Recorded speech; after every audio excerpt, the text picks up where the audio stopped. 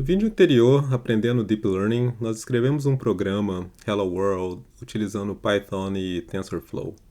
E nós utilizamos duas Activation Functions ao construir nossa Neural Network, mas não entramos em detalhes sobre essas funções. No vídeo de hoje nós vamos olhar como Activation Functions são implementadas e rodar alguns exemplos usando geometria para desenvolver a intuição sobre essas transformações. No vídeo anterior, nós utilizamos a função ReLU, que significa Rectifier Linear Unit, como uma Activation Function. A expressão por trás do uso de ReLU como Activation Function é relativamente simples. Ela é o dot product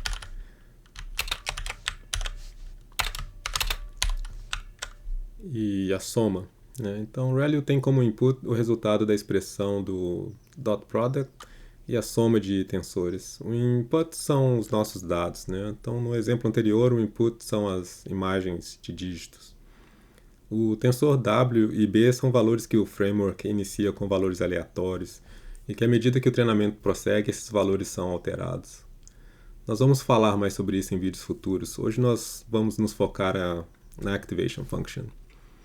Bem, essas duas transformações lineares, dot product e soma, formam uma transformação que chamamos de Affine Transformation.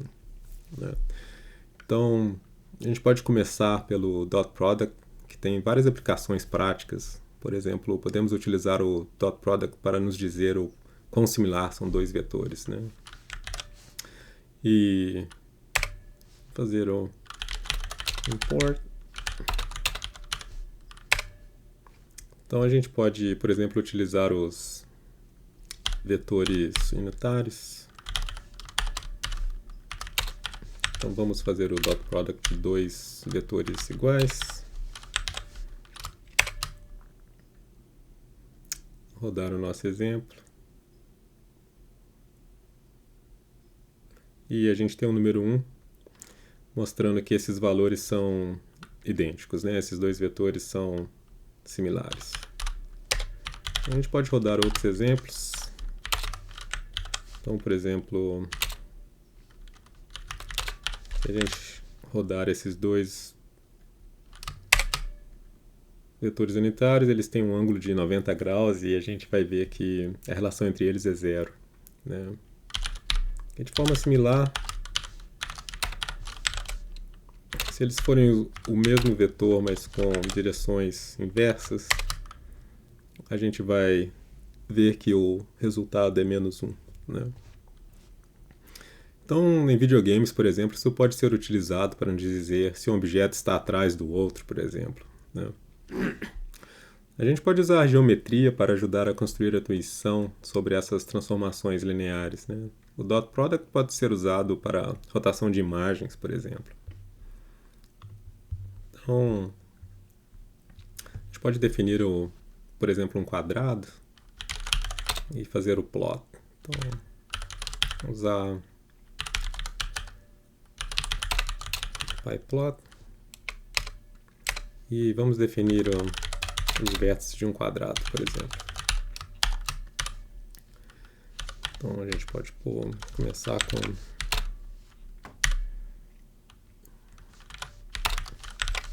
na origem 0, 0.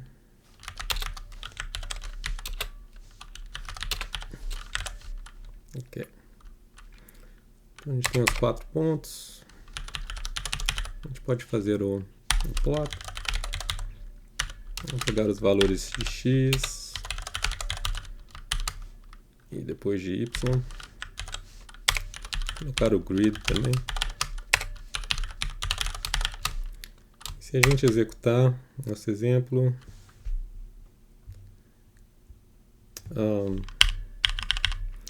vamos colocar como pontos.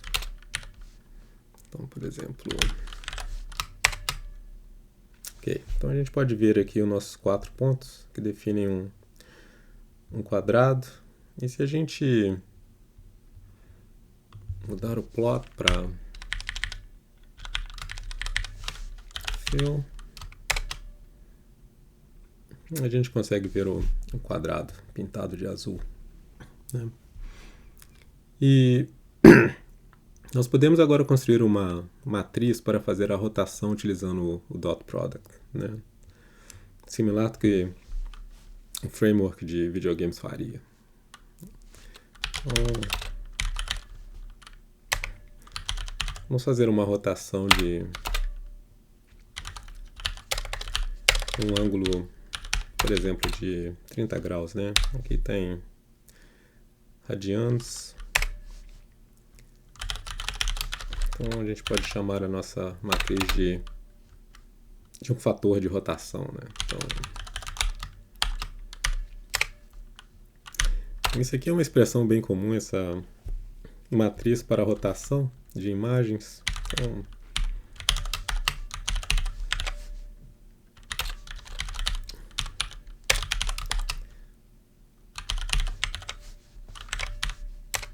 não precisa se preocupar muito porque estamos dando esses valores. Basta que a gente está construindo uma matriz que nós vamos usar o dot product. E vamos criar uma nova variável. Esse aqui vai ser os nossos vértices depois da transformação.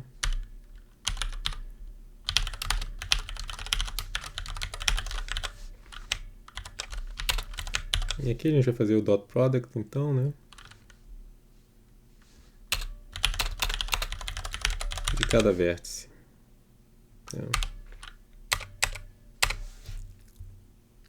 E depois que a gente tem, então, esse valor rotated, a gente pode fazer o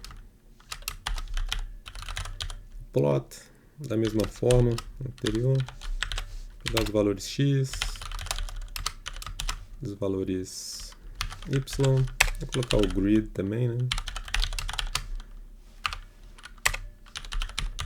Ajudar na visualização. E se a gente executar o nosso exemplo, a gente vai perceber que o nosso quadrado sofreu uma rotação, né, de 30 graus. E, bem, isso exemplifica a primeira parte da nossa equação, né, o dot product. E agora a gente pode dar uma olhada na soma.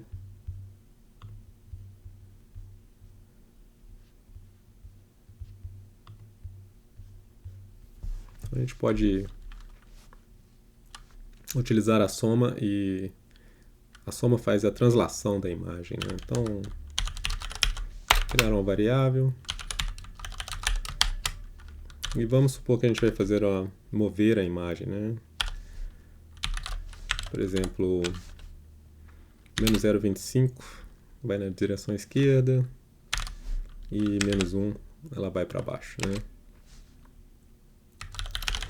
E o que a gente chama de affine transformation, então, é a nossa equação com o dot product e a soma.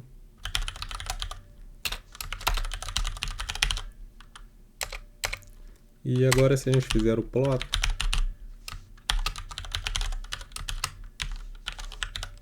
da mesma forma, vamos pegar os x, y, colocar o grid.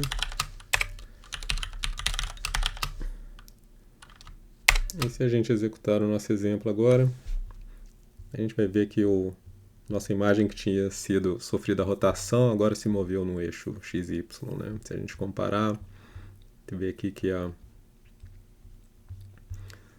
imagem se moveu para a esquerda e para baixo, né? Então, finalmente, se a gente, em cima desse resultado, se a gente aplicar a nossa Activation Function ReLU, e como a gente comentou no vídeo anterior, essa função apenas remove os números negativos, né? Então, vamos pegar a nossa função.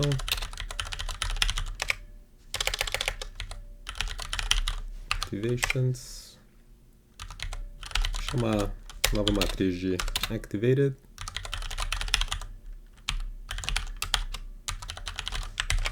E a gente passa aqui nossa affine transformation.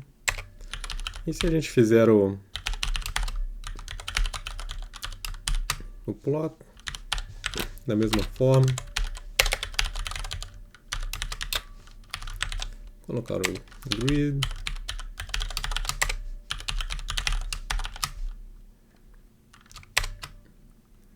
A gente vai observar que os valores negativos foram excluídos, né? Então a gente tem esse triângulo agora. E a gente pode olhar os valores, né? Se a gente olhar a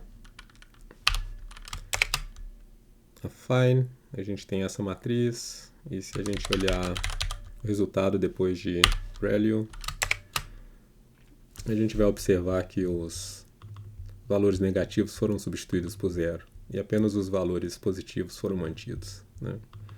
Daí a gente tem essa transformação. A gente pode também renderizar as duas imagens no mesmo plot, né? Então, por exemplo,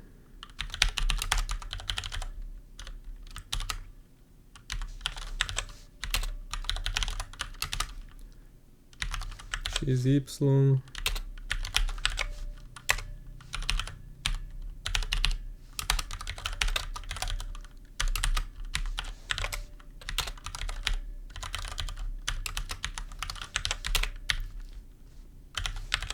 colocar o grid.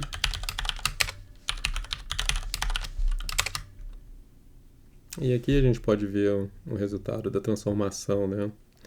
A gente pode ver os valores negativos sendo eliminados, né? Então, por exemplo, esse ponto no eixo Y, que era negativo, foi elevado até o zero, né? Bem, então por hoje é isso. Eu espero que o uso de geometria e o plot das imagens tenham ajudado a construir a intuição por trás dessas transformações, né? E em vídeos futuros nós vamos dar uma olhada no processo que é utilizado para alterar os valores W e B, né, pelo framework. Até a próxima!